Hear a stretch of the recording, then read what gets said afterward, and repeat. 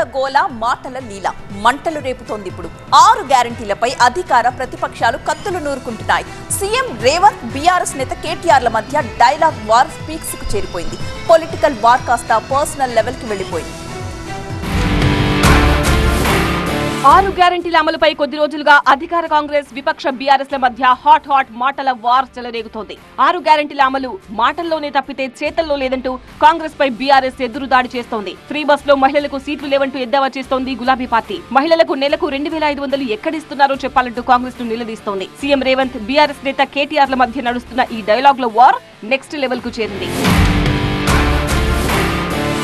BRS విమర్శల నేపథ్యంలో కాకరేపే కామెంట్లు చేశారు రేవంత్. తెలంగాణలో 6 గ్యారంటీల అమలుకు సంబంధించి కేటీఆర్ వ్యాఖ్యలపై తనదైన శైలిలో సెటైర్లు వేశారు సీఎం రేవంత్. ఈ వేదిక మీద నుంచి కేటీఆర్ కు సూచన చేస్తున్నా, అయ్యా నీకు సినిమా పరిశ్రమ వాళ్ళు బాగా తెలుసు కదా, నువ్వు మంచిగా చీర కట్టుకొని తయారయ్యి ఆర్టీసీ బస్ ఎక్కు. ఒకవేళ నిన్ను టికెట్ అడిగితే 6 గ్యారంటీలు అమలు చేయనట్లే.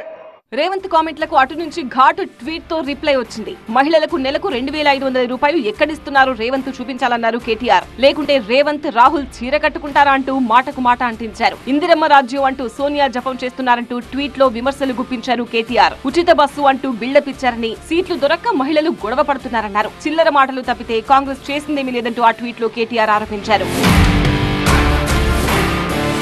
ఇక 6 గ్యారంటీల పేరుతో తెలంగాణ ప్రజలను కాంగ్రెస్ దగా చేసిందన్నారు బీఆర్ఎస్ అధినేత కేసీఆర్. 6 గ్యారంటీల పేరిట తెలంగాణ 50 మంది ప్రజలను దగా చేసి మోసం చేసింది. మళ్ళీ ఈ ఎన్నికల్లో వాళ్ళే గనక గెలిస్తే ఇంకా అమలు చేయకుండా ఏం కాదు, వాగ్దానాలు లేవు ఏవి లేవని అన్ని కింద బండబెడతారు. కాబట్టి దయచేసి నేను మీతో కోరేది, ఈ ఎన్నికల్లో మీరు కాంగ్రెస్ పార్టీకి బుద్ధి చెప్పాలి. 6 గ్యారంటీలపై 6 నూరైన మాటల యుద్ధం ఆపేదే లేదన్నట్టు సాగుతోంది.